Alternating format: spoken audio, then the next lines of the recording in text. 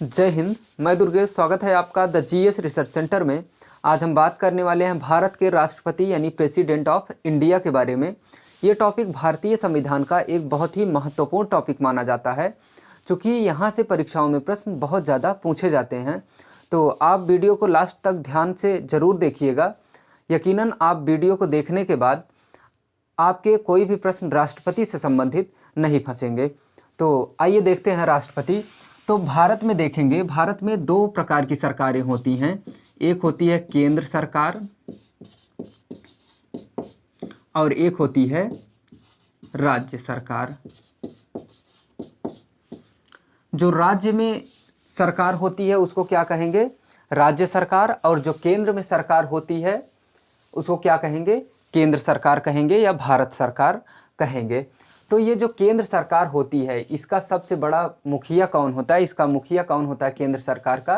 तो राष्ट्रपति होता है, यानी प्रेसिडेंट होता है। किसका? केंद्र सरकार का मुखिया प्रेसिडेंट होता है। और ये जो राष्ट्रपति का पद है ये ब्रिटेन से लिया गया है।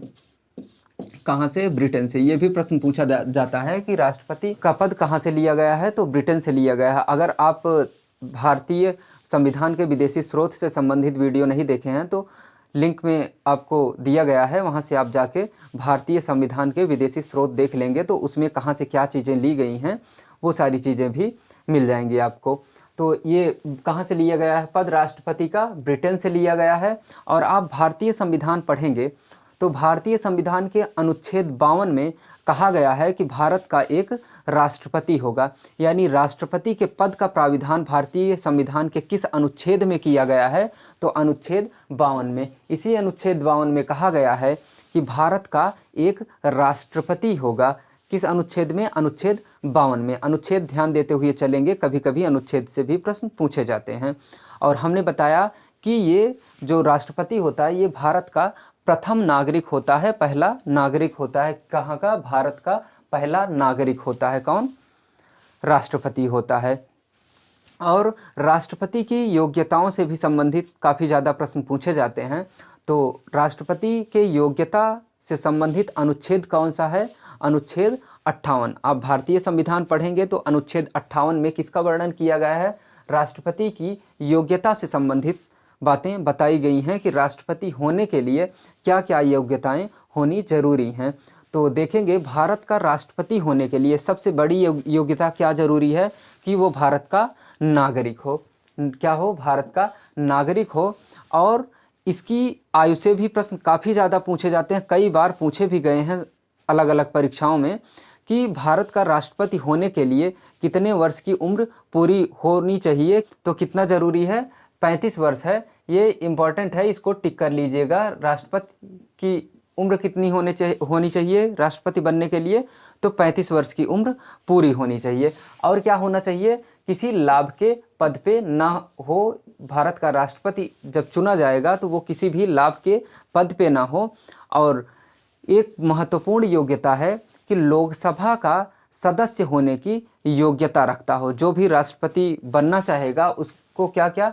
लोकसभा का सदस्य होने की भी योग्यता होनी चाहिए राष्ट्रपति बनने के लिए। तो दो चीज़ें योग्यता में आप ध्यान देंगे।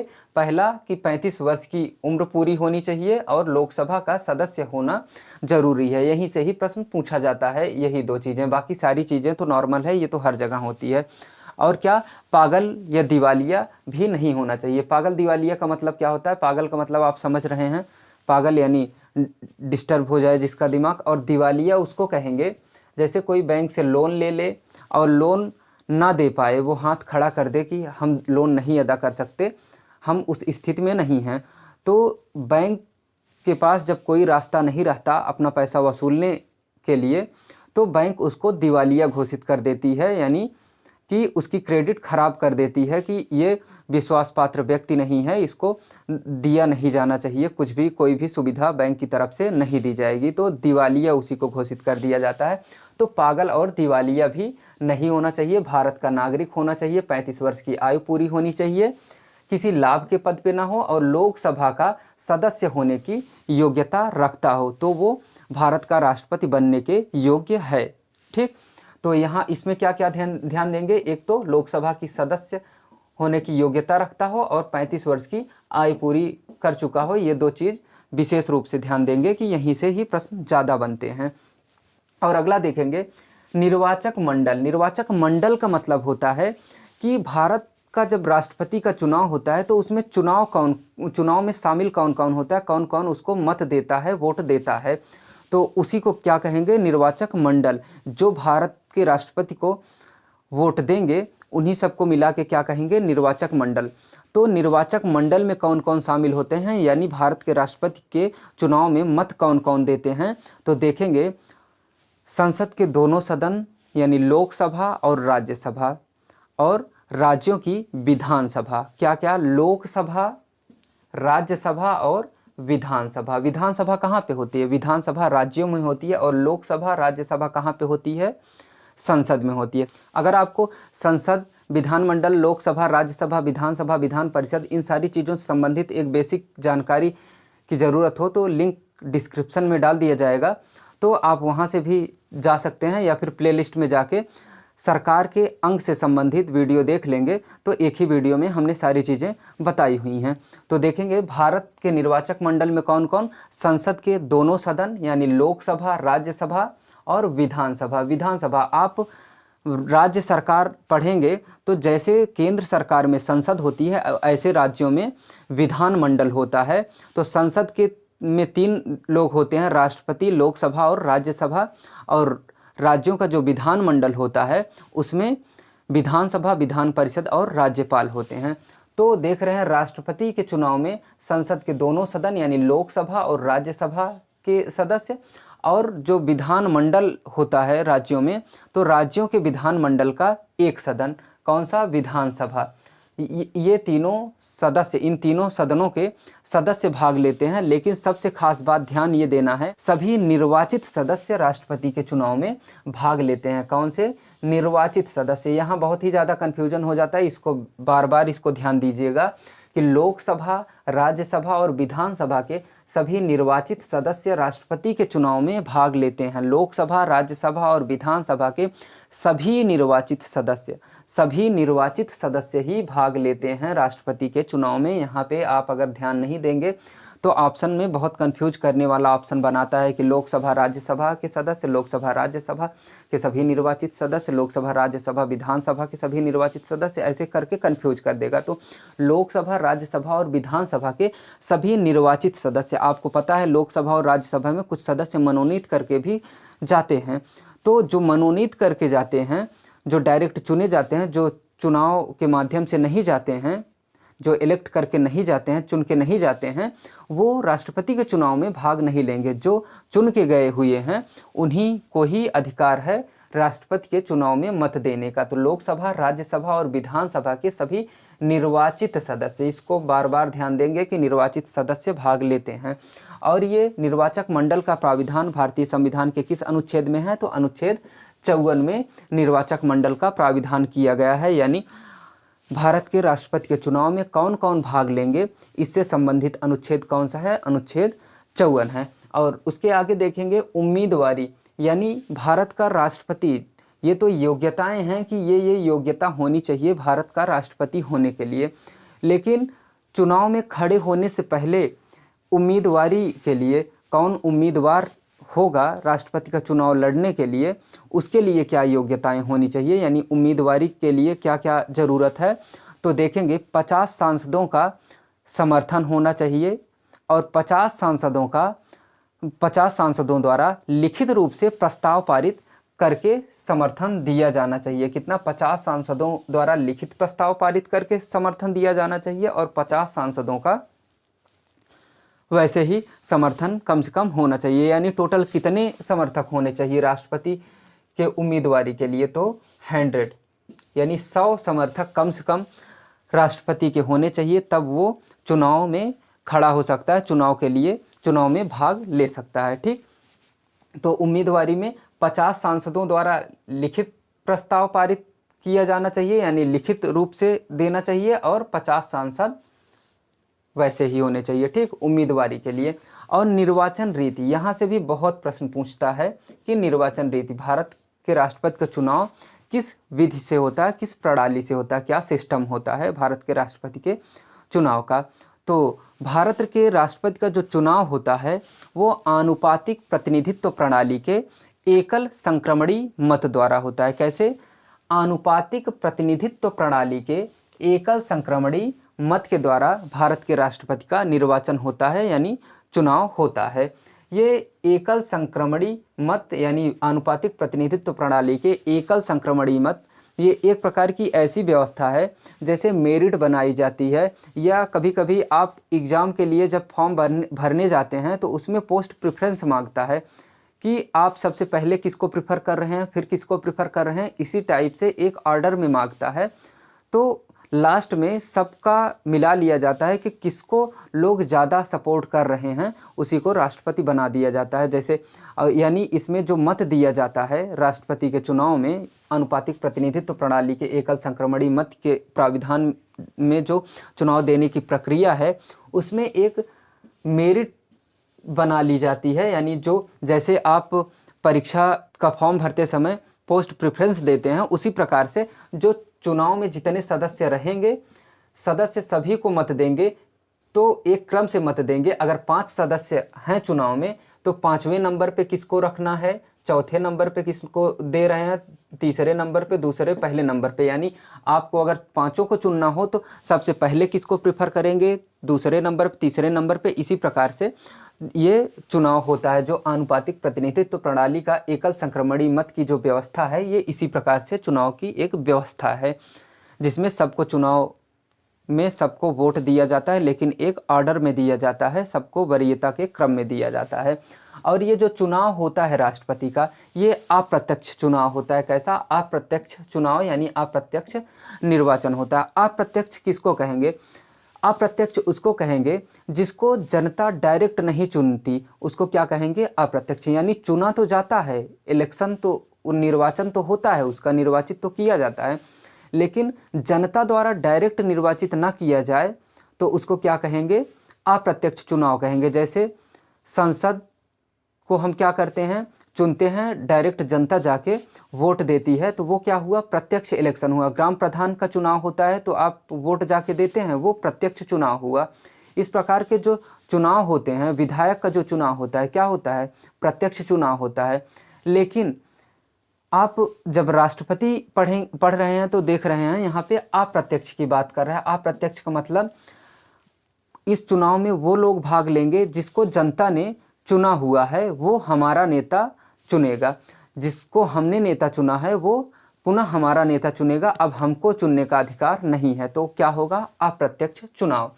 तो अप्रत्यक्ष निर्वाचन होता है राष्ट्रपति का, और आनुपातिक प्रतिनिधित्व प्रणाली के एकल संक्रमणी मत द्वारा होता है और गुप्त मतदान के द्वारा होता है। भारत में सारे चुनाव गुप्त ही मतदान के द्वारा लिए जाते हैं। हमेशा चुनाव का मतलब ही हुआ कि चुनना है तो वो गोपनीय तरीके से ही हम मत देते हैं, किसी को पहले ही ढिंढोरा नहीं पीटते, पहले से ही ये नहीं प्राविधान है कि आप बता के ही जाइए चुनाव में वोट देने, आप किसको मत दे रहे हैं ये किसी को पता नहीं चलता।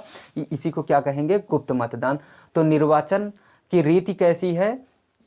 तो आनुपातिक प्रतिनिधित्व प्रणाली के एकल संक्रमणी मत द्वारा राष्ट्रपति का चुनाव होता है, अप्रत्यक्ष चुनाव होता है, और गुप्त मतदान के द्वारा राष्ट्रपति का चुनाव होता है। ठीक, तो यहाँ पे क्या ध्यान देंगे कि आनुपातिक प्रतिनिधित्व प्रणाली के एकल संक्रमणी मत, इसको ध्यान रखेंगे, इसको नहीं भूलना है। ये पूछा जाता है हमेशा कि निर्वाचन किस विधि से निर्वाचित किया जाता है भारत का राष्ट्रपति, तो आनुपातिक प्रतिनिधित्व प्रणाली के एकल संक्रमणी मत द्वारा। और निर्वाचन रीति का प्राविधान किस अनुच्छेद में किया गया है? तो अनुच्छेद 55 में। भारत का संविधान पढ़ेंगे तो अनुच्छेद 55 में भारत के राष्ट्रपति के निर्वाचन रीति से संबंधित प्राविधान किया गया है। यानी भारत के राष्ट्रपति का चुनाव कैसे होगा, किस विधि से होगा, इसका प्राविधान किसमें? अनुच्छेद 55 में किया गया है।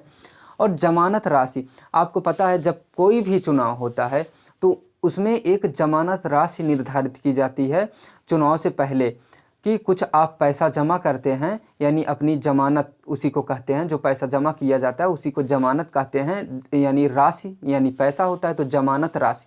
तो चुनाव लड़ने के लिए कुछ पैसा जमा करना पड़ता है, उसी को क्या कहेंगे? जमानत राशि। तो ये जमानत राशि राष्ट्रपति के चुनाव के लिए कितनी होती है? 15,000 15,000 रुपये राष्ट्रपति का चुनाव लड़ने के लिए 15,000 रुपये जमानत राशि के रूप में जमा करनी पड़ती है। और इनको शपथ कौन दिलाता है? राष्ट्रपति तो प्रथम नागरिक होता है, सबसे बड़ा पद होता है भारत का, तो इसको शपथ कौन दिलाएगा? तो उच्चतम न्यायालय का मुख्य न्यायाधीश यानी सुप्रीम कोर्ट का, जो एससी का मतलब क्या होता है? सुप्रीम कोर्ट, यही शॉर्ट फॉर्म में एससी, सुप्रीम कोर्ट का मुख्य न्यायाधीश क्या करता है? राष्ट्रपति को शपथ दिलाता है। और ये किस अनुच्छेद में प्राविधान किया गया है शपथ का? अनुच्छेद 60 में। अनुच्छेद 60 में बताया गया है कि भारत के राष्ट्रपति को शपथ कौन दिलाएगा। इससे संबंधित प्राविधान किसमें? अनुच्छेद 60 में किया गया है कि शपथ सुप्रीम कोर्ट का मुख्य न्यायाधीश राष्ट्रपति को शपथ दिलाएगा। और त्यागपत्र देखेंगे, अगर भारत का राष्ट्रपति त्यागपत्र देना चाहे तो किसको त्यागपत्र देगा? उपराष्ट्रपति को। किसको त्यागपत्र देगा? उपराष्ट्रपति को। यहाँ से भी प्रश्न पूछे जाते हैं। इन सारी चीज़ों को ध्यान देंगे कि शपथ कौन दिलाता है, त्यागपत्र कौन स्वीकार करता है, यानी राष्ट्रपति त्यागपत्र किसको देता है, जिसको देगा वही स्वीकार करेगा।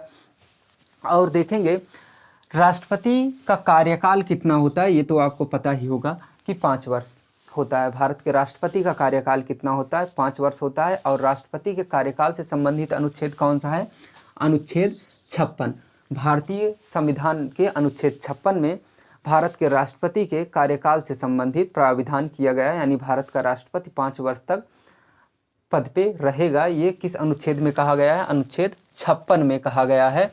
और भारत का राष्ट्रपति ये तो त्यागपत्र किसको देगा? तो उपराष्ट्रपति को। लेकिन अगर भारत का राष्ट्रपति भारत के संविधान का अतिक्रमण करता है, यानी संविधान के खिलाफ जाके कोई काम करता है, तो उसको पद से भी हटाने की व्यवस्था बनाई गई है, जिसको क्या कहेंगे?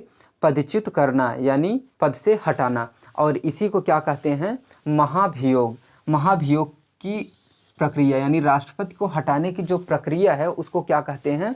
महाभियोग। इसी को इम्पीचमेंट भी कहते हैं। किसको? महाभियोग को इम्पीचमेंट, यानी इम्पीचमेंट या महाभियोग की प्रक्रिया के द्वारा राष्ट्रपति को पद से हटाया जाता है, यानी पदच्युत किया जाता है राष्ट्रपति को। किस विधि द्वारा? महाभियोग की प्रक्रिया के द्वारा, यानी इम्पीचमेंट के द्वारा राष्ट्रपति को पद से हटाने की व्यवस्था की गई है। और ये व्यवस्था किस अनुच्छेद में की गई है? तो अनुच्छेद 61 में। अनुच्छेद 61 में भारत के राष्ट्रपति के ऊपर महाभियोग लगाने की प्रक्रिया बताई गई है। महाभियोग कैसे लगाया जाता है? तो सबसे पहले संसद के लोकसभा में प्रस्ताव पारित किया जाता है, फिर राज्यसभा में प्रस्ताव पारित किया जाता है। उसके बाद देखेंगे कि महाभियोग की प्रक्रिया लग जाती है, महाभियोग की प्रक्रिया लगा दी जाती है, यानी लोकसभा राज्यसभा में प्रस्ताव पारित करने के बाद। और वेतन से संबंधित भी प्रश्न पूछा जाता है कि किस अनुसूची के तहत वेतन दिया जाता है, कहाँ से वेतन दिया जाता है, इस प्रकार के भी प्रश्न पूछे जाते हैं। तो देखेंगे भारत के राष्ट्रपति का वेतन कितना है? 5 लाख रुपए। इसके पहले कितना था? 1.5 लाख रुपए। तो वेतन बढ़ चुका है। भारत के राष्ट्रपति का वेतन वर्तमान में कितना है? 5 लाख रुपए प्रति माह होता है। तो एक महीने का वेतन कितना? 5 लाख रुपए होता है। और दिया कहाँ से जाता है? तो जाहिर सी बात है ये केंद्र सरकार का, यानी भारत सरकार का मुखिया है, तो भारत सरकार ही इसको पेमेंट देगी। तो भारत की संचित निधि से राष्ट्रपति को पेमेंट की जाती है। राष्ट्रपति को वेतन कहाँ से दिया जाता है? भारत की संचित निधि से। और किस अनुसूची के तहत भारत के राष्ट्रपति को वेतन दिया जाता है? तो अनुसूची 2 के तहत। देखिए, किसी भी पदाधिकारी के वेतन की बात करें या भत्ते की बात करें कि किस अनुसूची के तहत वेतन दिया जाता है, तो हमेशा अनुसूची 2 ही बताएंगे। अनुसूची 2 के तहत ही सभी पदाधिकारियों को वेतन दिया जाता है। और प्रश्न कभी कभी ये भी पूछा जाता है कि किसके वेतन से टैक्स नहीं कटता, टैक्स नहीं लिया जाता है। तो वो किसके वेतन से? राष्ट्रपति के वेतन पे टैक्स नहीं लगता, टैक्स नहीं लिया जाता। आपको पता है भारत में टैक्स का प्राविधान किया गया, कर लिया जाता है लोगों से, लेकिन भारत का जो राष्ट्रपति होता है उससे टैक्स नहीं लिया जाता, उस पर कर नहीं लगता। और वित्तीय आपात जब लागू होता है, जब भारत में आर्थिक संकट की स्थिति अगर आ जाए, उस समय भारत के राष्ट्रपति के पेमेंट में, यानी भारत के राष्ट्रपति का जो वेतन होता है उसमें कटौती करने का प्राविधान किया गया। कब? जब वित्तीय आपात लागू हो भारत में, तब। अभी तक तो वित्तीय आपात भारत में कभी लागू नहीं किया गया है और उम्मीद भी नहीं है कि कभी लागू किया जाएगा, लेकिन जब वित्तीय आपात भारत में लागू किया जाएगा तो ऐसी स्थिति में भारत के राष्ट्रपति के वेतन में कटौती की जाएगी। और ये वित्तीय आपात का प्राविधान किस अनुच्छेद में किया गया है? अनुच्छेद 360 में वित्तीय आपात की बात की गई है। भारत में कितने आपात हैं? 3 प्रकार के आपात हैं। अभी आगे देखेंगे आप लोग इसी राष्ट्रपति में ही। और कई बार यहाँ से भी प्रश्न पूछा जाता है कि पहले राष्ट्रपति कौन थे, द्वितीय मतगणना के द्वारा कौन राष्ट्रपति बने, पहले अल्पसंख्यक राष्ट्रपति, पहली महिला, पहला वैज्ञानिक राष्ट्रपति। इस प्रकार के भी प्रश्न राष्ट्रपति से संबंधित पूछे जाते हैं, तो इसको देखेंगे। भारत के पहले राष्ट्रपति कौन हुए थे? तो डॉक्टर राजेंद्र प्रसाद भारत के पहले राष्ट्रपति चुने गए थे। राजेंद्र प्रसाद को सर्वसम्मति से भारत का राष्ट्रपति चुना गया था। और 2 बार राष्ट्रपति कौन बना, ये भी पूछा जाता है कि 2 बार राष्ट्रपति बनने वाले कौन हैं? तो राजेंद्र प्रसाद ही दोबारा भी राष्ट्रपति बने थे। तो राजेंद्र प्रसाद, अगर ये पूछा जाए कि भारत के पहले राष्ट्रपति कौन थे, तो डॉक्टर राजेंद्र प्रसाद। भारत के कौन से राष्ट्रपति हैं जो सर्वसम्मति से चुने गए थे? तो वो भी प्रथम राष्ट्रपति डॉक्टर राजेंद्र प्रसाद। 2 बार चुने जाने वाले राष्ट्रपति चुने जाने वाले व्यक्ति कौन थे? डॉक्टर राजेंद्र प्रसाद ही थे। और देखेंगे प्रथम मुस्लिम या अल्पसंख्यक। आपको पता है भारत में मुस्लिम जो हैं वो क्या हैं? अल्पसंख्यक हैं। तो चाहे पूछे पहला अल्पसंख्यक राष्ट्रपति कौन था, और चाहे पूछे कि पहले मुस्लिम राष्ट्रपति कौन से थे, तो जाकिर हुसैन क्या थे? पहले मुस्लिम राष्ट्रपति थे भारत के। और ये भी कह सकते हैं कि जाकिर हुसैन पहले अल्पसंख्यक राष्ट्रपति हुए भारत के। और देखेंगे कार्यकाल के दौरान ही जाकिर हुसैन की मृत्यु हो जाती है। भारत के राष्ट्रपति कौन से हैं जिनकी मृत्यु कार्यकाल के दौरान हो जाती है? तो एकमात्र राष्ट्रपति जाकिर हुसैन हैं जिनकी मृत्यु कार्यकाल के दौरान ही हो जाती है। इन सारी चीज़ों को ध्यान से देखिएगा, यहाँ से प्रश्न बनते हैं। और प्रथम दलित राष्ट्रपति कौन था, ये भी पूछा जाता है कि प्रथम दलित राष्ट्रपति कौन था? तो KR नारायण भारत के पहले दलित राष्ट्रपति हुए। और देखेंगे प्रथम वैज्ञानिक राष्ट्रपति, ये तो आपको पता ही है, बहुत ज़्यादा पॉपुलर हैं, doctor APJ Abdul Kalam. Doctor APJ Abdul Kalam, आपको पता है इन्हीं को क्या कहा जाता है? मिसाइल मैन भी इन्हीं को कहा जाता है। तो मिसाइल मैन यानी डॉक्टर APJ अब्दुल कलाम भारत के प्रथम वैज्ञानिक राष्ट्रपति के रूप में भी जाने जाते हैं। और इन्होंने ही भारत में 5 मिसाइलों का भी परीक्षण किया था, इसलिए इनको क्या कहा जाता है? मिसाइल मैन के नाम से भी जाना जाता है। और देखेंगे प्रथम महिला राष्ट्रपति कौन हुई? तो प्रतिभा पाटिल भारत की पहली महिला राष्ट्रपति हुई थी। कौन? प्रतिभा पाटिल। और ये भी पूछा जाता है कि निर्विरोध किसका निर्वाचन किया गया था? प्रथम निर्विरोध निर्वाचित राष्ट्रपति, प्रथम क्या, यही अभी तक एक ही हैं जो निर्विरोध निर्वाचित की गई थी। तो भारत के निर्विरोध निर्वाचित राष्ट्रपति कौन? नीलम संजीव रेड्डी निर्विरोध निर्वाचित किए गए थे। तो नीलम संजीव रेड्डी। और द्वितीय मतदान के बाद किसको निर्वाचित किया गया था? द्वितीय मतदान किसके चुनाव में हुआ था? किस राष्ट्रपति के चुनाव में? तो VV गिरी। तो इसको रटने के लिए आप क्या देखेंगे? द्वितीय मतदान, द्वितीय का मतलब क्या होता है? 2 यानी 2 होता है। तो द्वितीय मतदान के द्वारा निर्वाचित राष्ट्रपति कौन? तो VV गिरी। VV कितनी बार है यहाँ पे? VV 2 बार है। तो ऐसे रट लेंगे कि द्वितीय मतदान के द्वारा निर्वाचित राष्ट्रपति VV गिरी। तो VV द्वितीय का मतलब 2 होता है, और VV 2 बार V है, तो VV गिरी द्वितीय मतदान के द्वारा निर्वाचित राष्ट्रपति। और निर्विरोध निर्वाचित राष्ट्रपति कौन थे? तो यहाँ पे देख रहे हैं निर्विरोध और नी से नीलम, ठीक, नी से निर्विरोध, नी से नीलम, तो दोनों पहले नी आ रहा है ना। तो निर्विरोध निर्वाचित राष्ट्रपति नीलम संजीव रेड्डी, नी से दोनों नाम आ रहा है। तो ऐसे ही इसको कुछ ट्रिक थोड़ा थोड़ा ऐसे बना लेंगे तो याद रख पाएंगे लंबे समय तक। वैसे ये चीज़ें भूलनी नहीं चाहिए, ये बहुत ज़्यादा इंपॉर्टेंट है। ऐसे छोटे छोटे प्रश्न बहुत ज़्यादा पूछे जाते हैं राष्ट्रपति से। तो आई होप कि ये चीज़ें आपको समझ में आई होंगी। आप इसका स्क्रीनशॉट लेना चाहें तो स्क्रीनशॉट ले लीजिए। फिर देखते हैं राष्ट्रपति की शक्तियाँ क्या हैं, उनके कार्य क्या हैं, क्या अधिकार हैं राष्ट्रपति के, इन सारी चीज़ों के बारे में देखते हैं। ठीक,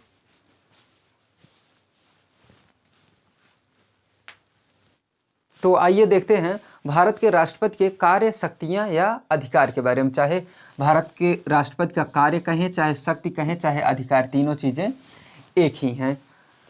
कभी कभी प्रश्न पूछा जाता है कि कार्यपालिका का वास्तविक प्रधान कौन होता है और कार्यपालिका का प्रधान कौन होता है, ये प्रश्न पूछा जाता है। तो आप देखेंगे कार्यपालिका का जो प्रधान होता है वो क्या कौन होता है, राष्ट्रपति होता है। लेकिन अगर प्रश्न ये पूछे कि कार्यपालिका का वास्तविक प्रधान कौन होता है तो क्या बताएंगे, प्रधानमंत्री। भारत का जो प्रधानमंत्री होता है वो कार्यपालिका का वास्तविक प्रधान होता है, यानी कार्यपालिका की वास्तविक शक्तियाँ किसमें निहित होती हैं, प्रधानमंत्री में निहित होती हैं। राष्ट्रपति क्या होता है, कार्यपालिका का नाम मात्र का प्रधान होता है, इसीलिए कार्यपालिका का प्रधान राष्ट्रपति को कहा जाता है। लेकिन वास्तविक प्रधान किसे बताया जाता है, तो प्रधानमंत्री को वास्तविक प्रधान बताया जाता है। लेकिन नाम मात्र का प्रधान कौन होता है, तो भारत का राष्ट्रपति नाम मात्र का कार्यपालिका का प्रधान होता है। और देखेंगे भारत का राष्ट्रपति वैसे तो मुख्यतः दो प्रकार के कार्य करता है, शांतिकालीन कार्य और अशांतिकालीन कार्य। कौन कौन से, शांतिकालीन और अशांतिकालीन कार्य, दो प्रकार के कार्य करता है। लेकिन ये जो शांतिकालीन कार्य है इसके अंतर्गत भारत का राष्ट्रपति कई प्रकार के काम करता है, जिसमें विधायी कार्य, न्यायिक कार्य, कार्यपालिकी कार्य, सैनिक कार्य, वित्त से संबंधित कार्य, इस प्रकार के कार्य करता है। यानी 6 प्रकार के कार्य करता है, जिसमें विधायी कार्य, न्यायिक कार्य और सैनिक कार्य, कार्यपालिकी कार्य, वित्तीय कार्य और नियुक्ति से संबंधित 6 प्रकार के कुल कार्य करता है भारत का राष्ट्रपति। कौन कौन से, विधायी कार्य, न्यायिक कार्य, सैनिक कार्य और कार्यपालिकी कार्य, और देखेंगे वित्तीय कार्य, और एक कार्य कौन सा है, नियुक्ति से संबंधित, यानी नियुक्ति भी करता है लोगों को। तो सबसे पहले हम देखते हैं ये विधायी कार्य के बारे में। यहाँ से भी प्रश्न खूब ज़्यादा पूछा गया है, इसके आर्टिकल से संबंधित काफ़ी ज़्यादा पूछे जाते हैं प्रश्न। तो देखेंगे अनुच्छेद 79 भारतीय संविधान पढ़ेंगे तो आर्टिकल 79 में कहा गया है कि संसद के 3 अंग होंगे, लोकसभा, राज्यसभा और राष्ट्रपति। संसद के कितने अंग होंगे, लोकसभा, राज्यसभा और राष्ट्रपति 3 अंग होंगे। और ये भी बताया गया है इसी 79 में कि कोई भी विधेयक, कानून कब बनेगा, यानी अधिनियम कब बनेगा, जब वो लोकसभा, राज्यसभा में पारित करने के बाद राष्ट्रपति के हस्ताक्षर हो जाएंगे तो कोई भी विधेयक क्या बन जाएगा, कानून बन जाएगा या अधिनियम बन जाएगा। कब, जब संसद में पारित कर दिया जाएगा, यानी लोकसभा, राज्यसभा और राष्ट्रपति के द्वारा पारित कर दिया जाएगा तो कोई भी विधेयक क्या बन जाएगा, कानून बन जाएगा, यानी अधिनियम बन जाएगा। ये किस में बताया गया है, अनुच्छेद 79 में बताया गया है। और अनुच्छेद 79 में क्या कहा गया है, लोकसभा, राज्यसभा और राष्ट्रपति, इन तीनों को मिला के क्या कहेंगे, संसद कहेंगे। यहाँ से भी प्रश्न पूछा जाता है कि संसद के कितने अंग होते हैं, 3 अंग होते हैं, ये भी पूछा जाता है। कौन कौन से अंग होते हैं, या फिर ऑप्शन दे के पूछता है कौन सा संसद का अंग नहीं है, लोकसभा, राज्यसभा, राष्ट्रपति, विधानसभा कर देगा तो कंफ्यूज हो जाते हैं अगर ध्यान नहीं देंगे तो संसद के 3 अंग लोकसभा, राज्यसभा और राष्ट्रपति को मिला के क्या कहेंगे, संसद कहेंगे। ये किस में बताया गया, अनुच्छेद 79 में ये चीज़ बताई गई है। और अनुच्छेद 85 पढ़ेंगे। अनुच्छेद 85 में कहा गया है कि भारत का राष्ट्रपति संसद का सत्र बुला सकता है, सत्रावसान कर सकता है और प्रधानमंत्री के परामर्श पे लोकसभा को विघटित कर सकता है। किसके परामर्श पे, प्रधानमंत्री के परामर्श पे। इसको ध्यान दीजिएगा, यहीं से ही प्रश्न बनता है, जब भी बनता है तो किसके परामर्श पे विघटित किया जाता है, भारत का राष्ट्रपति किस अनुच्छेद के तहत लोकसभा को विघटित करता है, इसी टाइप के प्रश्न पूछे जाते हैं। तो ध्यान क्या देंगे कि किस अनुच्छेद के तहत लोकसभा को राष्ट्रपति विघटित करता है, अनुच्छेद 85 के तहत लोकसभा को राष्ट्रपति विघटित करता है। और किसके परामर्श पे विघटित करता है लोकसभा को, तो प्रधानमंत्री के परामर्श पे लोकसभा को विघटित करता है भारत का राष्ट्रपति। और किसको विघटित करता है, लोकसभा को। कभी कभी यहाँ से भी प्रश्न पूछता है कि किस सदन को विघटित किया जाता है, यानी निम्न सदन को या उच्च सदन को। जो ये लोकसभा है ये निम्न सदन इसको कही जाती है, और जो राज्यसभा है उसको उच्च सदन कही जाती है। और हमेशा देखेंगे जब भी विघटन की बात आएगी तो हमेशा विघटन किसका होगा, लोकसभा का होगा। विघटन लोकसभा का हो सकता है और राज्यसभा को विघटित नहीं किया जा सकता। ठीक है, तो राज्यसभा का विघटन होता ही नहीं है, तो लोकसभा का विघटन होता है। और लोकसभा का विघटन किसके परामर्श पे होता है, भारत के प्रधानमंत्री के परामर्श पे, राष्ट्रपति के द्वारा अनुच्छेद 85 के तहत लोकसभा को विघटित कर दिया जाता है। ठीक है, ये किस में बताया गया है, अनुच्छेद 85 में। और अनुच्छेद 86 पढ़ेंगे तो अनुच्छेद 86 में कहा गया है कि भारत का राष्ट्रपति संसद में अभिभाषण देगा। क्या देगा, अभिभाषण देगा। कहाँ पे, संसद में। किस अनुच्छेद के तहत भारत का राष्ट्रपति संसद में अभिभाषण देगा, तो अनुच्छेद 86 के तहत। लेकिन अनुच्छेद 87 पढ़ेंगे तो इसमें बताया गया है कि भारत का राष्ट्रपति संसद में विशेष अभिभाषण देगा। देखिए, दो प्रकार के प्रश्न, संसद में अभिभाषण देगा भारत का राष्ट्रपति, तो किस अनुच्छेद के तहत, अनुच्छेद 86 के तहत। लेकिन अगर विशेष अभिभाषण की बात कहेगा तो किस अनुच्छेद के तहत, अनुच्छेद 87 के तहत। अनुच्छेद 87 में विशेष अभिभाषण देता है। और ये जो अभिभाषण देता है, विशेष अभिभाषण अनुच्छेद 87 के तहत भारत का राष्ट्रपति देता है, ये किसके द्वारा तैयार किया जाता है, ये भी कई बार पूछा जाता है। तो किसके द्वारा, कैबिनेट मंत्रियों के द्वारा तैयार किया जाता है। कौन सा, विशेष अभिभाषण जो अनुच्छेद 87 के तहत दिया जाता है। ये जो विशेष अभिभाषण तैयार किया जाता है कैबिनेट मंत्रियों के द्वारा, इसमें कैबिनेट मंत्री काफ़ी ज़्यादा अपने कार्यों की बड़ाई किए रहते हैं, यानी उनका गुणगान इसमें किया जाता है। तो भारत का राष्ट्रपति चूंकि मजबूर रहता है कि ये कैबिनेट मंत्रियों के द्वारा तैयार किया गया विशेष ही अभिभाषण दे सकता है अनुच्छेद 87 में।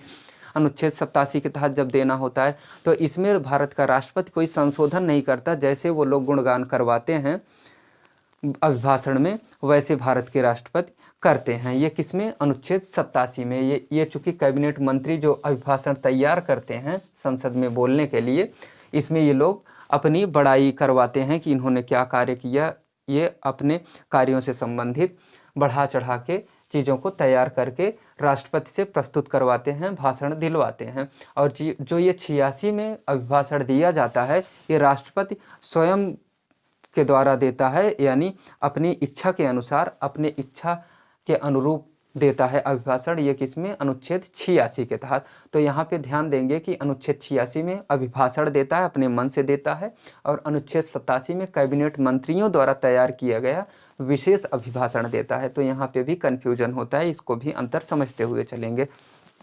अनुच्छेद 108 देखेंगे।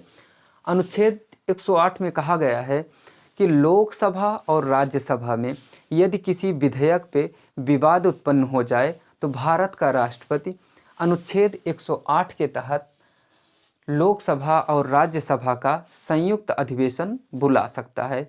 तो भारत का राष्ट्रपति किस अनुच्छेद के तहत संयुक्त अधिवेशन बुलाता है, तो अनुच्छेद 108 के तहत। इसको इम्पॉर्टेंट कर लीजिएगा, यहाँ से भी प्रश्न खूब पूछा जाता है कि किस अनुच्छेद के तहत भारत का राष्ट्रपति संयुक्त अधिवेशन बुलाता है। तो अनुच्छेद 108 के तहत संयुक्त अधिवेशन भारत का राष्ट्रपति बुलाता है। कब बुलाता है, जब संसद में लोकसभा और राज्यसभा में किसी विधेयक पे विवाद हो जाए, मतभेद हो जाए, तो भारत का राष्ट्रपति क्या करेगा, संयुक्त अधिवेशन बुलाएगा। किस अनुच्छेद के तहत, अनुच्छेद 108 के तहत। और देखेंगे हमेशा जब भी संयुक्त अधिवेशन बुलाया जाएगा तो जीत किसकी होगी, हमेशा लोकसभा की ही जीत होगी। संयुक्त अधिवेशन जब जब बुलाया जाएगा जीत किसकी होगी, लोकसभा की हमेशा जीत होगी। और अभी तक देखेंगे 3 बार संयुक्त अधिवेशन बुलाया गया है। पहली बार दहेज प्रतिषेध अधिनियम 1961 में बुलाया गया था, यानी दहेज प्रतिषेध अधिनियम के लिए बुलाया गया था। इस पे लोकसभा और राज्यसभा में विवाद हो गया था दहेज प्रतिषेध अधिनियम पे। तो 1961 में संयुक्त अधिवेशन राष्ट्रपति के द्वारा अनुच्छेद 108 के तहत बुलाया गया था। और दूसरा बैंकिंग अधिनियम पे भी विवाद हुआ था, कब, 1978 में, तो भी बुलाया गया था संयुक्त अधिवेशन। तो पहला संयुक्त अधिवेशन कब, दहेज प्रतिषेध अधिनियम 1981 में बुलाया गया था। और दूसरा 1961 में बुलाया गया था, और दूसरा संयुक्त अधिवेशन बैंकिंग अधिनियम 1978 के लिए बुलाया गया था, 1978 में बुलाया गया था। और तीसरा संयुक्त अधिवेशन पोटा कानून के तहत बुलाया गया था, यानी पोटा कानून पे लोकसभा और राज्यसभा में विवाद उत्पन्न हो गया था, तो 2002 में संयुक्त अधिवेशन बुलाया गया था। पोटा का कभी कभी फुल फॉर्म पूछ लेता है, तो पोटा का फुल फॉर्म क्या होता है? Prevention of terrorist act. POTA का फुल फॉर्म क्या होगा? Prevention of terrorist act. इस प्रिवेंशन ऑफ टेररिस्ट एक्ट के पे मतभेद होने पे 2002 में संयुक्त अधिवेशन राष्ट्रपति के द्वारा अनुच्छेद 108 के तहत बुलाया गया था। और भारत का संविधान पढ़ेंगे, अनुच्छेद 123 1 2 3, आर्टिकल 1 2 3 इसी को कहेंगे, या अनुच्छेद 123। अनुच्छेद 123 के तहत भारत का राष्ट्रपति अध्यादेश जारी करता है। क्या जारी करता है? अध्यादेश। जब इसमें कहा गया है अनुच्छेद 123 में कि जब देश में किसी राष्ट्रीय महत्व का कानून लागू करना हो, यानी ऐसा कोई कानून लागू करना हो जो राष्ट्र के हित में हो, बहुत महत्वपूर्ण हो, राष्ट्र के लिए, देश के लिए बहुत महत्वपूर्ण हो और उसको लागू करना जरूरी हो, और ऐसी स्थिति में संसद का सत्र न चल रहा हो, क्योंकि कोई भी कानून जब तक संसद में पारित नहीं होता तब तक वो लागू हो नहीं सकता, यानी सही शब्दावली तो कानून होगा ही नहीं, जब वो पारित नहीं होगा तो वो कानून नहीं होगा। तो जब तक कोई विधेयक पारित नहीं होता संसद में तब तक वो अधिनियम नहीं बनेगा, कानून नहीं बनेगा और उसको लागू नहीं किया जा सकता। लेकिन जब संसद का सत्र ना चल रहा हो और ऐसी स्थिति में कोई राष्ट्रीय महत्व का कानून लागू करना हो भारत में, तो क्या व्यवस्था की गई है कि भारत का राष्ट्रपति अनुच्छेद 123 के तहत अध्यादेश के माध्यम से कानून लागू कर सकता है। तो क्या कहा गया अनुच्छेद 123 में? जब देश में राष्ट्रीय महत्व का कोई कानून लागू करना हो और संसद का सत्र न चल रहा हो, तो ऐसी स्थिति में भारत का राष्ट्रपति अनुच्छेद 123 के तहत अध्यादेश के माध्यम से उस राष्ट्रीय महत्व के कानून को लागू कर सकता है। और देखेंगे ये जो राष्ट्रीय महत्व का कानून लागू किया जाता है, अध्यादेश के माध्यम से जो कानून लागू किया जाता है अनुच्छेद 123 के तहत, ये कम से कम 6 महीने तक लागू रहता है। कितने? कम से कम 6 माह तक ये कानून लागू रहता है, और अधिकतम 7.5 माह तक, अधिकतम 7.5 माह तक ही ये कानून लागू रहता है। तो यहाँ से प्रश्न काफ़ी ज़्यादा पूछा जाता है कि किस अनुच्छेद के तहत भारत का राष्ट्रपति अध्यादेश जारी करता है। तो ध्यान रखेंगे, अनुच्छेद 123 के तहत भारत का राष्ट्रपति अध्यादेश जारी करता है।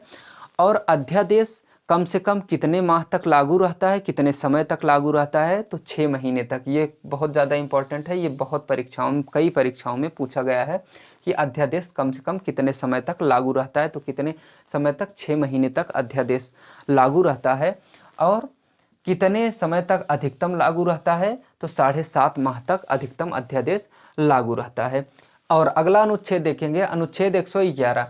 अनुच्छेद 111 के तहत भारत के राष्ट्रपति को वीटो शक्ति प्रदान की गई है। यहाँ से भी प्रश्न पूछा जाता है कि वीटो का प्राविधान किस अनुच्छेद में किया गया है? तो अनुच्छेद 111 में। अनुच्छेद 111 में भारत के राष्ट्रपति को वीटो पावर दी गई है, यानी वीटो की शक्ति दी गई है।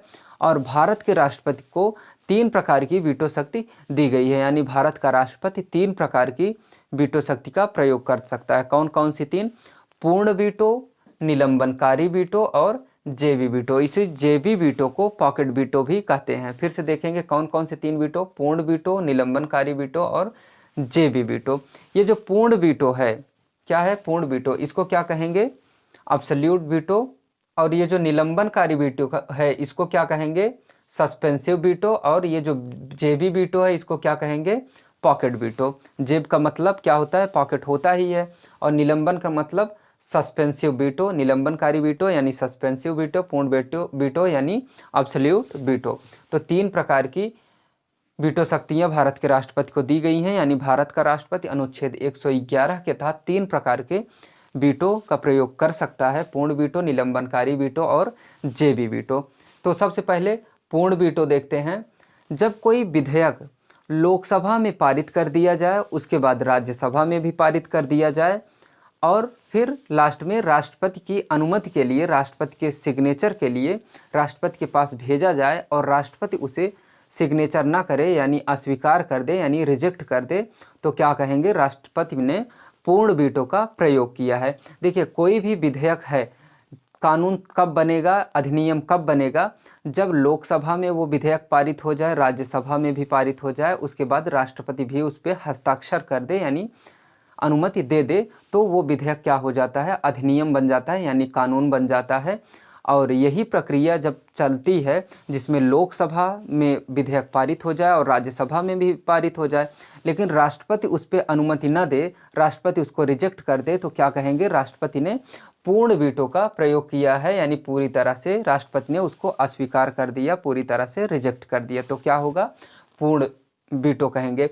लेकिन जब कोई विधेयक, कब, जब कोई विधेयक लोकसभा में पारित कर दिया जाए, राज्यसभा में भी पारित कर दिया जाए और राष्ट्रपति से अनुमति प्राप्त करने के लिए यानी राष्ट्रपति के सिग्नेचर के लिए, हस्ताक्षर के लिए राष्ट्रपति के पास भेजा जाए और राष्ट्रपति उस विधेयक को पुनर्विचार के लिए यानी पुनः सोचने समझने के लिए, पुनः थोड़ा सा संशोधन करने का मौका देने के लिए उस विधेयक को संसद में वापस भेज दें, तो क्या कहेंगे, राष्ट्रपति ने निलंबनकारी वीटो का प्रयोग किया है। निलंबन का मतलब क्या होता है, रोकना, स्टॉप।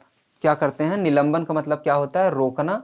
तो निलंबनकारी वीटो का यानी राष्ट्रपति ने क्या किया, उसको रोक दिया, उसको पुनर्विचार के लिए पुनः वापस भेज दिया, तो क्या कहेंगे, राष्ट्रपति ने निलंबनकारी वीटो का प्रयोग किया है। कब, जब राष्ट्रपति पुनर्विचार के लिए वापस भेज देगा तो क्या कहेंगे, और जब पूरी तरह से रिजेक्ट कर देगा तो क्या कहेंगे, पूर्ण वीटो। जब पुनर्विचार के लिए वापस भेज देगा तो क्या कहेंगे, निलंबनकारी वीटो। अब तीसरा है जेबी वीटो यानी पॉकेट वीटो। जब कोई विधेयक लोकसभा में भी पारित हो जाए, राज्यसभा में भी पारित हो जाए और राष्ट्रपति के पास अनुमति प्राप्त करने के लिए यानी सिग्नेचर के लिए भेजा जाए और राष्ट्रपति उसको रिजेक्ट भी ना करे यानी अस्वीकार भी ना करे यानी पूर्ण वीटो का भी प्रयोग ना करे और निलंबनकारी वीटो का भी ना प्रयोग करे यानी उसको पुनर्विचार के लिए वापस भी न भेजे, बल्कि उसे अपने पास ही रख ले, उस पर कोई प्रतिक्रिया ही न दे, उसको केवल अपने पास रख ले यानी अपने पॉकेट में डाल ले, तो क्या कहेंगे उस टाइम पे कि राष्ट्रपति ने पॉकेट वीटो का प्रयोग किया है। यानी राष्ट्रपति जब कोई जवाब ही न दे, उस वीटो को केवल रख, उस अधिनियम को अपने पास रख ले और शांत होकर बैठ जाए, उस पर कोई चर्चा ही ना करे, तो क्या कहेंगे, राष्ट्रपति ने जेबी वीटो का प्रयोग किया है यानी पॉकेट वीटो का प्रयोग किया है। और देखेंगे अब तक एक बार पॉकेट वीटो का प्रयोग किया गया है, कब, ज्ञानी जैल सिंह के द्वारा पॉकेट वीटो का एक बार प्रयोग किया गया है और कब किया गया था, 1986 में किया गया था। और किस कानून के तहत, किस अधिनियम के लिए, तो डाक संशोधन विधेयक लोकसभा और राज्यसभा में पारित कर दिया गया था, लेकिन राष्ट्रपति ने उस विधेयक को न पारित करके न कोई जवाब दिया, न पुनर्विचार के लिए भेजा यानी पॉकेट वीटो का प्रयोग कर लिया। तो कब किया था, 1986 में। दिख नहीं रहा होगा शायद आपको, 1986 में डाक संशोधन विधेयक, डाक संशोधन विधेयक 1986 में राष्ट्रपति ज्ञानी जैल सिंह थे। कौन, ज्ञानी जैल सिंह। तो ज्ञानी जैल सिंह ने 1986 में डाक संशोधन विधेयक पे पॉकेट वीटो का प्रयोग किया था। यही एक ही बार अभी तक पॉकेट वीटो का प्रयोग हुआ था। इसको याद रखेंगे कि किस अधिनियम पे पॉकेट वीटो का प्रयोग किया था, तो डाक संशोधन विधेयक के लिए पॉकेट वीटो का प्रयोग किया था। किस राष्ट्रपति के द्वारा पॉकेट वीटो का प्रयोग किया गया था, तो ज्ञानी जैल सिंह के द्वारा प्रयोग किया गया था। कब प्रयोग किया गया था पॉकेट वीटो का, 1986 में ज्ञानी जैल सिंह के द्वारा प्रयोग किया गया था। ठीक है, ये तो थे विधायी कार्य राष्ट्रपति के। कौन कौन से, कि संसद के 3 अंग होते हैं, उस अंग में एक प्रमुख व्यक्ति कौन होता है, राष्ट्रपति होता है। ये किसमें बताया गया, अनुच्छेद 79 में बताया गया। अनुच्छेद 85 में भारत के प्रधानमंत्री के परामर्श पे लोकसभा को विघटित किया जाता है। किसके द्वारा, राष्ट्रपति के द्वारा। लोकसभा यानी कौन विघटित करता है, राष्ट्रपति करता है। और अनुच्छेद 86 के तहत अभिभाषण देता है, 87 के तहत विशेष अभिभाषण देता है राष्ट्रपति, अनुच्छेद 108 के तहत संयुक्त अधिवेशन बुलाता है। अब तक 3 बार संयुक्त अधिवेशन बुलाया गया है। दहेज प्रतिषेध अधिनियम 1961, बैंकिंग अधिनियम 1978 और पोटा कानून 2002 के लिए संयुक्त अधिवेशन बुलाया गया था। और लोकसभा की ही हमेशा जीत होती है संयुक्त अधिवेशन में। और अनुच्छेद 123 के तहत अध्यादेश जारी करता है राष्ट्रपति। अनुच्छेद 111 के तहत 3 प्रकार के वीटो शक्तियों का प्रयोग करता है भारत का राष्ट्रपति। तो ये क्या थे? ये विधायी कार्य थे राष्ट्रपति के। इसको ध्यान से देखेंगे, यहाँ से प्रश्न बहुत ज़्यादा बनते हैं, ऑब्जेक्टिव क्वेश्चन बहुत ज़्यादा बनते हैं इसी से घूम घुमा के। अब देखते हैं न्यायिक कार्य के बारे में। भारत का राष्ट्रपति न्याय से संबंधित क्या क्या कार्य करता है, तो देखेंगे भारत का राष्ट्रपति सुप्रीम कोर्ट और हाई कोर्ट, क्या क्या, हाई कोर्ट और सुप्रीम कोर्ट के न्यायाधीशों की नियुक्ति करता है, उनको शपथ दिलाता है और उनका स्थानांतरण करता है। स्थानांतरण का मतलब क्या हुआ? ट्रांसफ़र। तो उनका सुप्रीम कोर्ट और हाई कोर्ट के जो न्यायाधीश होते हैं उनको नियुक्त करेगा, उनका ट्रांसफ़र करेगा और उनको शपथ दिलाता है। ये न्यायिक कार्य, चूँकि ये जिसके लिए कर रहा है, जिसकी नियुक्त कर रहा है, जिसको शपथ दिला रहा है, जिसका ट्रांसफ़र कर रहा है यानी स्थानांतरण कर रहा है, ये सब किससे जुड़े हैं? न्यायपालिका से जुड़े हैं। इसलिए इसको न्यायिक कार्य कहा गया है कि ये न्यायपालिका के लिए कार्य कर रहा है भारत का राष्ट्रपति। और देखेंगे अनुच्छेद 72 के तहत भारत के राष्ट्रपति को क्षमादान की शक्ति प्रदान की गई है। किसकी शक्ति? क्षमादान की शक्ति। ये बहुत ज़्यादा इंपॉर्टेंट है, यहाँ से भी प्रश्न बहुत ज़्यादा पूछा जाता है कि किस अनुच्छेद के तहत भारत का राष्ट्रपति क्षमादान का प्रयोग करता है, क्षमादान की शक्ति का प्रयोग करता है, किस अनुच्छेद में क्षमादान की शक्ति का प्राविधान किया गया भारत के राष्ट्रपति के लिए। तो क्या बताएंगे? अनुच्छेद 72 में भारत का राष्ट्रपति क्षमादान का अधिकार का प्रयोग करता है। क्षमादान के अधिकार का प्रयोग किस अनुच्छेद के तहत करता है? अनुच्छेद 72 के तहत। ये क्षमादान का मतलब ये हुआ कि भारत का राष्ट्रपति किसी भी व्यक्ति को अगर फांसी की सज़ा हुई है तो उसको माफ़ कर सकता है, यानी उसको क्षमा कर सकता है। ये केवल अधिकार केवल और केवल किसको है? राष्ट्रपति को है। और अनुच्छेद 161 पढ़ेंगे। क्या? अनुच्छेद 161। अनुच्छेद 161 के तहत भारत के राज्यपाल को भी विशेषाधिकार दिया गया है क्षमादान के संदर्भ में। लेकिन जो भारत का राष्ट्रपति है ये फांसी की सज़ा को माफ़ कर सकता है, लेकिन जो राज्यपाल है वो फांसी की सज़ा को माफ़ नहीं कर सकता।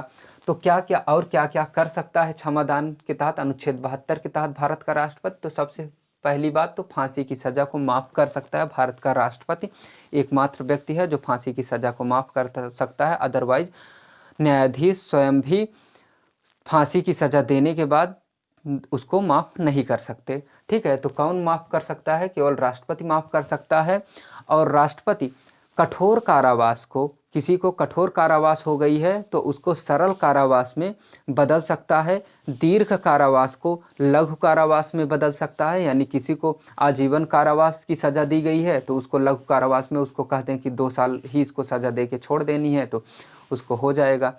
और कठोर कारावास किसी को दिया गया है उसको सरल कारावास में और फांसी की सज़ा माफ़ कर सकते हैं। ये सारे अधिकार राज्यपाल को अनुच्छेद 161 के तहत दिए गए हैं। लेकिन बस अंतर इतना है कि भारत राज्य का जो राज्यपाल होता है वो फांसी की सज़ा को माफ़ नहीं कर सकता है। बाकी वो भी कठोर कारावास को कठोर कारावास को सरल कारावास में, लघु और दीर्घ कारावास को लघु कारावास में, इस प्रकार की शक्तियाँ राज्यपाल को भी प्राप्त हैं। और अनुच्छेद 143 देखेंगे, 143 देखेंगे। अनुच्छेद 143 में कहा गया है कि भारत का राष्ट्रपति सुप्रीम कोर्ट से सलाह मांग सकता है और सुप्रीम कोर्ट भारत के राष्ट्रपति को सलाह दे सकती है और देने से मना भी कर सकता है। कौन? सुप्रीम कोर्ट सलाह दे भी सकता है और देने से मना भी कर सकता है। और अगर सुप्रीम कोर्ट सलाह देता है तो उस सलाह को भारत का राष्ट्रपति मानने के लिए बाध्य नहीं होगा। यानी भारत का राष्ट्रपति चाहे तो दी गई सलाह को मान सकता है और मानने से मना भी कर सकता है। यानी अगर भारत के राष्ट्रपति को सलाह पसंद आई तो वो मानेगा, नहीं पसंद आई तो नहीं मानेगा। और जो भारत का राष्ट्रपति सलाह मांगेगा सुप्रीम कोर्ट से, सुप्रीम कोर्ट को अगर समझ में आएगा कि मुझे सलाह देना चाहिए, मैं सही सलाह दे पाऊंगा तो वो देगा, नहीं तो नहीं देगा। ये सुप्रीम कोर्ट को भी अधिकार है कि वो बाध्य नहीं है सलाह देने के लिए। सुप्रीम कोर्ट सलाह दे भी सकती है, देने से मना भी कर सकती है। राष्ट्रपति दिए गए सलाह को मान भी सकता है, मानने से इनकार भी कर सकता है। वो उसकी दोनों की इच्छा के ऊपर डिपेंड करता है। और ये जो सलाह दी जाती है सुप्रीम कोर्ट के द्वारा, ये कम से कम 5 जजों की बेंच बैठाई जाती है तो भारत के राष्ट्रपति को सलाह दी जाती है। यानी कोई एक जज सलाह नहीं देता राष्ट्रपति को। राष्ट्रपति के पास तो खुद ही कानूनी सलाह दे सकता है कौन? महान्यायवादी सलाह दे सकता है। और देखेंगे यहाँ से प्रश्न कई बार पूछा जाता है कि किस अनुच्छेद के तहत सुप्रीम कोर्ट से राष्ट्रपति परामर्श मांगता है। तो इसको ध्यान देंगे, अनुच्छेद 143 के तहत भारत का राष्ट्रपति सुप्रीम कोर्ट से परामर्श मांग सकता है, यानी सलाह मांग सकता है। ये तो थे इसके न्यायिक कार्य। न्यायिक कार्य क्या क्या करता है कि सुप्रीम कोर्ट हाई कोर्ट के न्यायाधीशों की नियुक्ति करता है, स्थानांतरण करता है और शपथ दिलवाता है। अनुच्छेद 172 के तहत क्षमादान की शक्ति प्रदान की गई है राष्ट्रपति को, और अनुच्छेद 143 के तहत सुप्रीम कोर्ट से परामर्श मांग सकता है। ठीक है, तो ये न्यायिक कार्य हो गए। अब हम देखते हैं सैनिक कार्य क्या क्या करता है, सेना से संबंधित क्या क्या कार्य भारत का राष्ट्रपति करता है। तो सेना में देखेंगे अनुच्छेद 53(2), अनुच्छेद 53(2) के तहत कहा गया है कि भारत का राष्ट्रपति तीनों सेनाओं का प्रमुख होगा, यानी तीनों सेनाओं का कमांडर होगा। तो तीनों सेनाओं का कमांडर कौन होता है? भारत का राष्ट्रपति होता है। और तीनों सेनाओं के अध्यक्षों की नियुक्ति भी भारत का राष्ट्रपति करता है। तीनों सेनाओं का मतलब जल सेना, थल सेना और वायुसेना, यानी नेवी, आर्मी और एयरफोर्स। तीनों सेनाओं के अध्यक्षों की नियुक्ति कौन करता है? भारत का राष्ट्रपति करता है। ये किस में बताया गया है? अनुच्छेद 53(2) में बताया गया है कि भारत का राष्ट्रपति तीनों सेनाओं का कमांडर होगा और जल सेना, थल सेना और वायुसेना के अध्यक्षों की नियुक्ति करेगा। और युद्ध की घोषणा भी भारत का राष्ट्रपति करेगा। क्या? युद्ध की घोषणा कौन करता है? तो भारत का राष्ट्रपति करता है। और अंतर्राष्ट्रीय जो भी संधि समझौते होते हैं वो कौन करता है? भारत का राष्ट्रपति करते हैं। तो सैनिक कार्य कौन कौन से हुए भारत के राष्ट्रपति को? के 3 सैनिक कार्य हैं। अनुच्छेद 53(2) के तहत तीनों सेनाओं का कमांडर बनाया गया है भारत के राष्ट्रपति को। तीनों सेनाओं के अध्यक्षों की नियुक्ति करता है, युद्ध की घोषणा करता है और अंतर्राष्ट्रीय संधि समझौता भी करता है। अंतर्राष्ट्रीय जो भी कार्य होता है वो भारत का राष्ट्रपति करता है। ठीक है, तो ये सैनिक कार्य हो गया। अब देखते हैं कार्यपालिकी कार्य क्या क्या है, कार्यपालिका से संबंधित क्या क्या शक्तियां हैं, क्या क्या अधिकार हैं, क्या क्या कार्य करता है भारत का राष्ट्रपति। तो देखेंगे अनुच्छेद 53 के तहत कहा गया है कि संघ की कार्यपालिका शक्ति राष्ट्रपति में निहित होगी।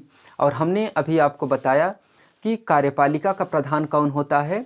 भारत का राष्ट्रपति। यानी अनुच्छेद 53 में वही चीज़ बता रहा है, वही प्रधान के बारे में ही बता रहा है कि संघ की कार्यपालिका शक्ति राष्ट्रपति में अंतर्निहित होगी, यानी राष्ट्रपति में निहित होगी। ये किस में बताया गया है? अनुच्छेद 53 में। यानी भारत का राष्ट्रपति कार्यपालिका शक्ति जिसमें निहित होगी वही प्रधान होगा।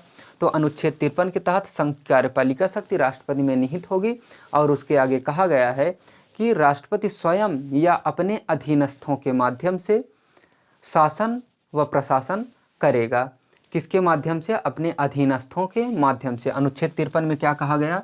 संघ की कार्यपालिका शक्ति राष्ट्रपति में निहित होगी और राष्ट्रपति स्वयं या अपने अधीनस्थों के माध्यम से शासन प्रशासन करेगा। ये किस में कहा गया? अनुच्छेद 53 में। और अनुच्छेद 73 देखेंगे, इसमें अनुच्छेद 73 में संघ की कार्यपालिका शक्ति का विस्तार किया गया है। संघ की कार्यपालिका शक्ति का विस्तार किस अनुच्छेद में कहा गया है, किया गया है? तो अनुच्छेद 73 में संघ की कार्यपालिका शक्ति का विस्तार किया गया है। और अगला अनुच्छेद देखेंगे, अनुच्छेद 74। अनुच्छेद 74 में कहा गया है कि भारत का राष्ट्रपति प्रधानमंत्री की परामर्श पे, किसके? प्रधानमंत्री यानी प्राइम मिनिस्टर के परामर्श पे भारत का राष्ट्रपति मंत्रिपरिषद के सदस्यों की नियुक्ति करेगा। मंत्रिपरिषद के सदस्यों की नियुक्ति किस सदस्य की? मंत्रिपरिषद के सदस्यों की नियुक्ति कौन करता है? तो भारत का राष्ट्रपति करता है। और किस अनुच्छेद के तहत करता है, तो अनुच्छेद 74 के तहत भारत का राष्ट्रपति मंत्रिपरिषद के सदस्यों की नियुक्ति करता है। और किसके परामर्श पे करता है, तो प्रधानमंत्री के परामर्श पे। इसको ध्यान देंगे, मंत्रिपरिषद के सदस्यों की नियुक्ति किसके परामर्श पे भारत का राष्ट्रपति करता है, तो प्रधानमंत्री के परामर्श पे करता है। और किस अनुच्छेद के तहत, अनुच्छेद 74 के तहत भारत के राष्ट्रपति के द्वारा मंत्रिपरिषद के सदस्यों की नियुक्ति की जाती है प्रधानमंत्री के परामर्श पे। और यहाँ पे अभी आपने देखा कि प्रधानमंत्री के परामर्श पे लोकसभा को विघटित भी करता है भारत का राष्ट्रपति। कंपेयर करते हुए चलेंगे कि अनुच्छेद 85 के तहत भारत का राष्ट्रपति प्रधानमंत्री के परामर्श पे लोकसभा को विघटित करता है। और यहाँ 74 में देख रहे हैं भारत का राष्ट्रपति प्रधानमंत्री के परामर्श पे मंत्रिपरिषद के सदस्यों की नियुक्ति करता है। ठीक है, अनुच्छेद 75(1) देखेंगे। अनुच्छेद 75 में कहा गया है कि भारत का राष्ट्रपति प्रधानमंत्री यानी प्राइम मिनिस्टर की नियुक्ति करेगा। तो प्रधानमंत्री की नियुक्ति कौन करता है, भारत का राष्ट्रपति करता है। किस अनुच्छेद के तहत, अनुच्छेद 75(1) के तहत प्रधानमंत्री की नियुक्ति की जाती है राष्ट्रपति के द्वारा। अनुच्छेद 76 देखेंगे। अनुच्छेद 76 में कहा गया है कि भारत का राष्ट्रपति अनुच्छेद 76 के तहत महान्यायवादी की नियुक्ति करेगा, यानी अटॉर्नी जनरल की नियुक्ति करेगा। तो अटॉर्नी जनरल यानी महान्यायवादी की नियुक्ति किस अनुच्छेद के तहत भारत का राष्ट्रपति करता है, तो अनुच्छेद 76 के तहत अटॉर्नी जनरल यानी महान्यायवादी की नियुक्ति भारत का राष्ट्रपति करता है। यहाँ से ऐसे ही प्रश्न पूछा जाता है छोटा सा कि महान्यायवादी की नियुक्ति कौन करता है, किस अनुच्छेद के तहत किया जाता है, किस अनुच्छेद में महान्यायवादी का प्राविधान किया गया है। ये तीनों का जवाब क्या होगा, अनुच्छेद 76। अनुच्छेद 76 में महान्यायवादी की नियुक्ति से संबंधित प्राविधान किया गया, यानी महान्यायवादी का प्राविधान किया गया। महान्यायवादी की नियुक्ति कौन करता है, तो भारत का राष्ट्रपति अनुच्छेद 76 के तहत करता है। और अनुच्छेद 77 देखेंगे। अनुच्छेद 77 में कहा गया है कि केंद्र सरकार के सभी कार्य यानी भारत सरकार के सभी कार्य राष्ट्रपति के नाम से किए जाएंगे। किसके नाम से, भारत सरकार के सभी कार्य राष्ट्रपति के नाम से किए जाएंगे। किस अनुच्छेद में कहा गया, अनुच्छेद 77 में कहा गया। अनुच्छेद 77 के तहत भारत सरकार के सभी कार्य राष्ट्रपति के नाम से किए जाएंगे। ये किस में कहा गया, अनुच्छेद 77 में, इसको ध्यान देंगे। और अनुच्छेद 78 में कहा गया है कि प्रधानमंत्री का यह कर्तव्य है कि शासन प्रशासन से जुड़ी हुई समस्त सूचनाएं राष्ट्रपति को दे। ये किसका कर्तव्य है, प्रधानमंत्री का ये कर्तव्य है कि देश में क्या हो रहा है, क्या चल रहा है, क्या शासन प्रशासन में क्या सूचनाएं हैं, शासन प्रशासन से संबंधित वो सभी सूचनाएं राष्ट्रपति को प्रधानमंत्री दे। ये किस अनुच्छेद में कहा गया, अनुच्छेद 78 में, 78 के अनुच्छेद 78 के तहत प्रधानमंत्री भारत के राष्ट्रपति को सभी सूचनाएं, प्रशासन से संबंधित सभी सूचनाएं भारत के राष्ट्रपति को देता है। तो देखेंगे इस प्रकार कार्यपालिका से संबंधित कितने कार्य करता है भारत का राष्ट्रपति। अनुच्छेद 53 के तहत संघ की कार्यपालिका शक्ति राष्ट्रपति में निहित होगी। राष्ट्रपति स्वयं अपने अधीनस्थों के माध्यम से शासन प्रशासन करेगा। और इसी में अनुच्छेद 53 में ही कहा गया है कि कार्यपालिका का हेड कौन होगा, प्रधान कौन होगा, तो भारत का राष्ट्रपति होगा। अनुच्छेद 73 में कार्यपालिका शक्ति का विस्तार किया गया है। अनुच्छेद 74 में प्रधानमंत्री के परामर्श पे मंत्रिपरिषद के सदस्यों की नियुक्ति कौन करता है, राष्ट्रपति करता है। अनुच्छेद 75(1) में प्रधानमंत्री की नियुक्ति करता है राष्ट्रपति। और अनुच्छेद 76 में महान्यायवादी की नियुक्ति करता है, यानी अटॉर्नी जनरल की नियुक्ति करता है। 77 के तहत भारत सरकार के सभी कार्य राष्ट्रपति के नाम से किए जाएंगे। और अनुच्छेद 78 के तहत राष्ट्रपति को प्रधानमंत्री शासन प्रशासन से जुड़ी हुई सभी सूचनाएं देगा। ये किस अनुच्छेद में, अनुच्छेद 78 में। इस प्रकार देखेंगे ये सारे कार्य क्या थे, कार्यपालिका से जुड़े हुए कार्य थे जो राष्ट्रपति करता है। ये कार्यपालिका से संबंधित राष्ट्रपति की शक्तियाँ या अधिकार या कार्य कह सकते हैं, कुछ भी। अब देखते हैं वित्तीय शक्तियाँ क्या क्या हैं, यानी वित्त से संबंधित क्या क्या अधिकार राष्ट्रपति को दिए गए हैं। तो यहाँ से काफ़ी ज़्यादा प्रश्न पूछे जाते हैं। आई होप कि आप इकोनॉमिक्स अगर पढ़े होंगे तो ये सारी चीज़ें ऑलरेडी पढ़ चुके होंगे, लेकिन यहाँ पे भी पढ़ना ज़रूरी है। आप राष्ट्रपति पढ़ रहे हैं तो यहाँ पे पढ़ेंगे ही। वित्तीय शक्ति में देखेंगे अनुच्छेद 112 में कहा गया है कि राष्ट्रपति वित्त मंत्री के माध्यम से लोकसभा में वार्षिक वित्तीय विवरण पेश करेगा। वार्षिक वित्तीय विवरण राष्ट्रपति अनुच्छेद 112 के तहत किसके माध्यम से पेश करेगा? तो वित्त मंत्री के माध्यम से। और प्रश्न ये पूछा जाता है कि बजट यानी वित्तीय विवरण, वार्षिक वित्तीय विवरण ये कहाँ पे पेश किया जाता है, किस सदन में पेश किया जाता है? तो लोकसभा में पेश किया जाता है। इसको ध्यान देंगे कि लोकसभा में बजट पेश किया जाता है। और किसके द्वारा पेश किया जाता है? तो वित्त मंत्री के द्वारा किया जाता है। लेकिन ये कौन करवाता है पेश? भारत का राष्ट्रपति अनुच्छेद 112 के तहत वित्त मंत्री से लोकसभा में बजट पेश करवाता है। ये किस में बताया गया है? अनुच्छेद 112 में। अनुच्छेद 280 देखेंगे। अनुच्छेद 280 में कहा गया है कि भारत का राष्ट्रपति प्रत्येक 5 वर्ष के समाप्ति पे एक वित्त आयोग का गठन करेगा। तो वित्त आयोग का गठन कब करेगा भारत का राष्ट्रपति? प्रत्येक 5 वर्ष की समाप्ति पे, अनुच्छेद 280 के तहत।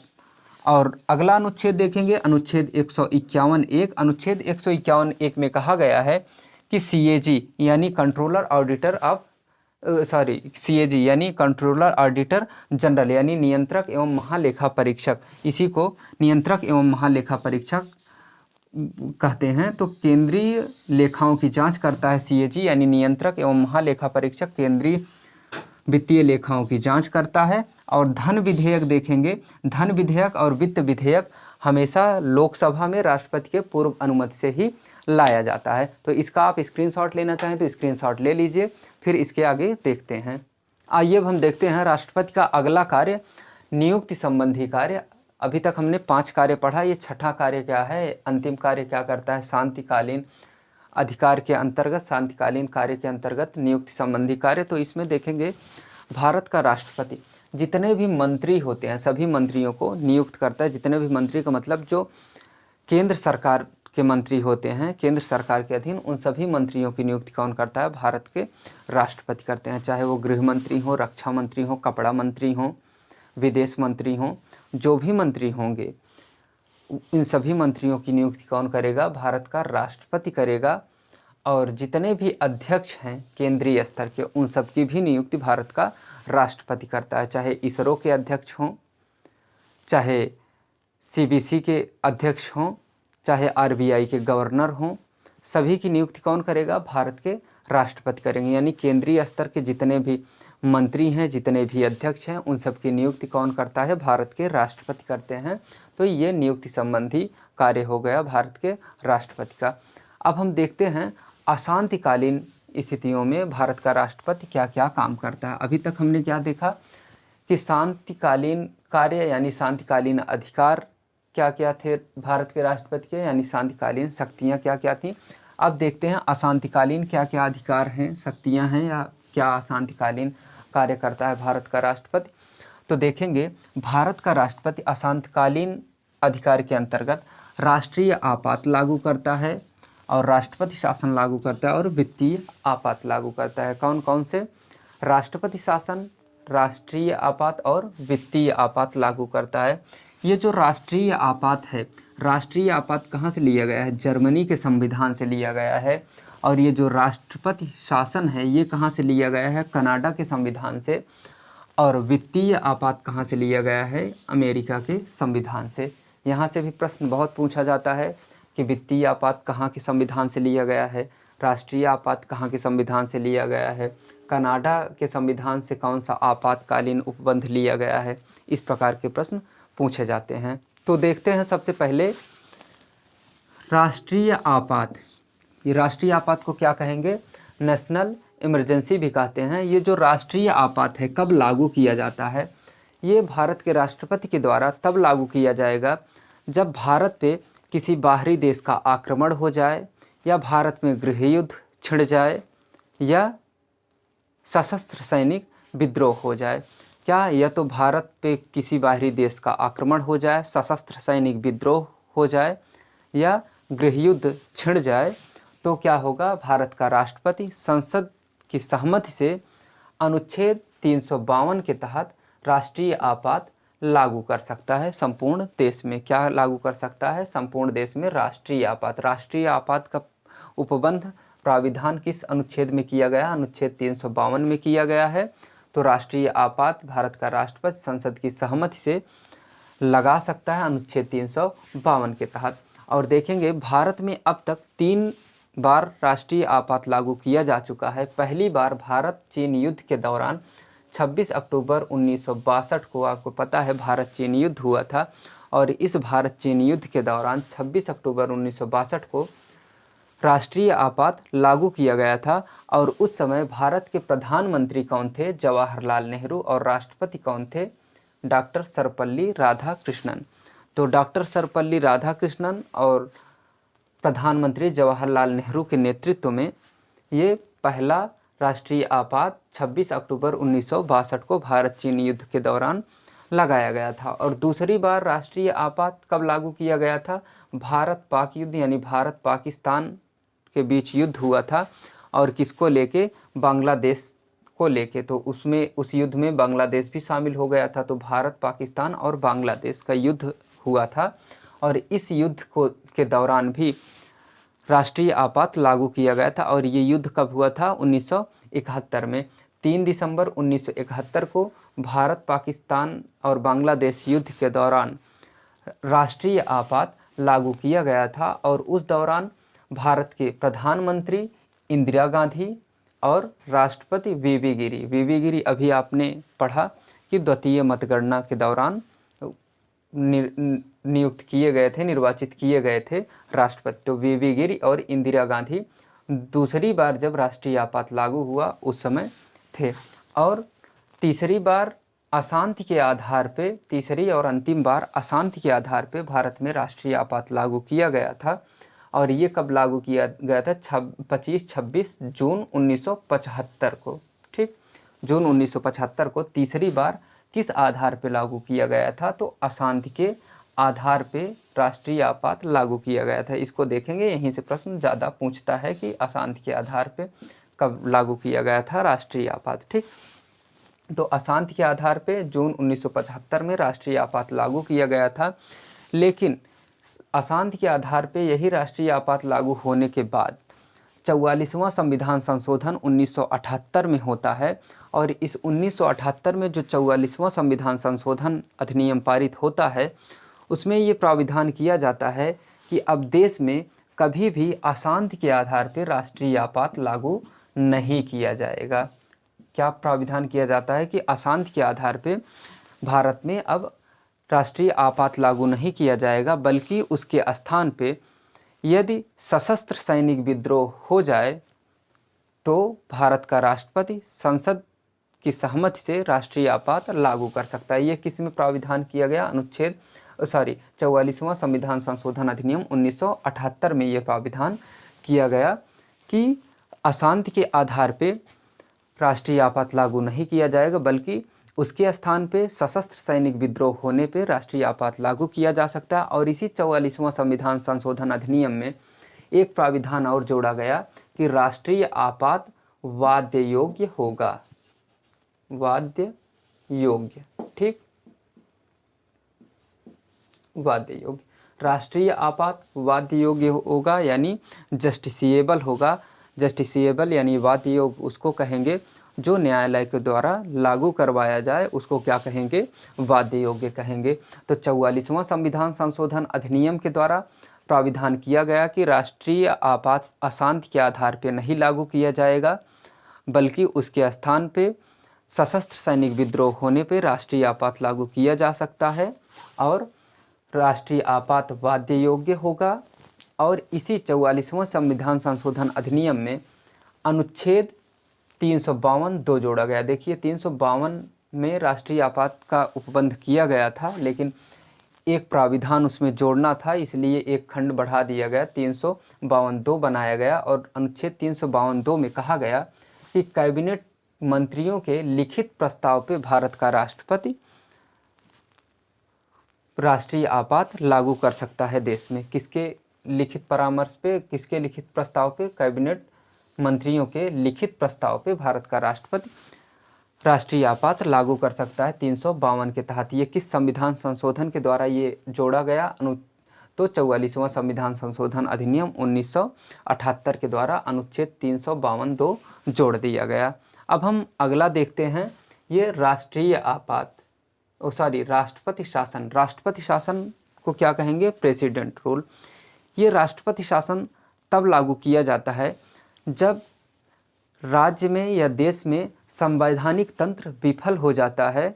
यानी जब संवैधानिक तंत्र विफल हो जाता है तो राष्ट्रपति भारत के किसी राज्य क्षेत्र में या संपूर्ण राज्य या संपूर्ण देश में, पूरे देश में या किसी विशेष राज्य क्षेत्र में राष्ट्रपति शासन लागू कर देता है। कब? जब संवैधानिक तंत्र विफल हो जाता है, जब देश में अराजकता एकदम फैल जाती है, उस स्थिति में।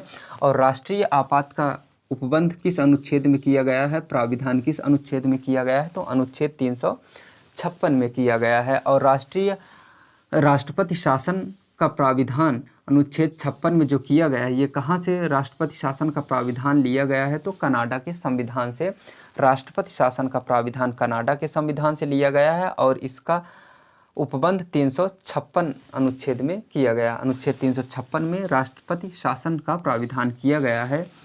और देखेंगे सबसे पहले राष्ट्रपति शासन कहाँ पे लागू किया गया था? तो पंजाब में लागू किया गया था 1951 में। ध्यान देंगे, सबसे पहले राष्ट्रपति शासन पंजाब में 1951 में लागू किया गया था।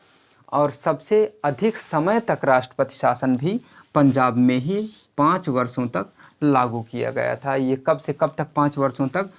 1987 से 1992 तक। तो सबसे पहले राष्ट्रपति शासन कहाँ पे लागू किया गया? पंजाब में। सबसे लंबे समय यानी सबसे अधिक समय तक कहाँ पे राष्ट्रपति शासन लागू किया गया? तो पंजाब में 1987 से 1992 तक। और देखेंगे संख्या के आधार पे सबसे अधिक बार राष्ट्रपति शासन कहाँ पे लागू किया गया, यानी सबसे ज़्यादा बार कहाँ पे राष्ट्रपति शासन लागू किया गया? तो केरल में सबसे अधिक बार, संख्या के आधार पे सबसे ज़्यादा बार राष्ट्रपति शासन लागू किया गया। कहाँ पे? केरल में। और उत्तर प्रदेश में अब तक 10 बार राष्ट्रपति शासन लागू किया जा चुका है। उत्तर प्रदेश में अब तक 10 बार राष्ट्रपति शासन लागू किया जा चुका है, जबकि केरल में संख्या के आधार पे सबसे ज़्यादा बार राष्ट्रपति शासन लागू किया गया है। और सबसे कम बार राष्ट्रपति शासन कहाँ पे लागू किया गया है? तो कर्नाटक में मात्र 7 दिन के लिए राष्ट्रपति शासन लगाया गया था। मात्र 7 दिन के लिए कर्नाटक में राष्ट्रपति शासन, यानी सबसे कम समय के लिए राष्ट्रपति शासन कहाँ पे?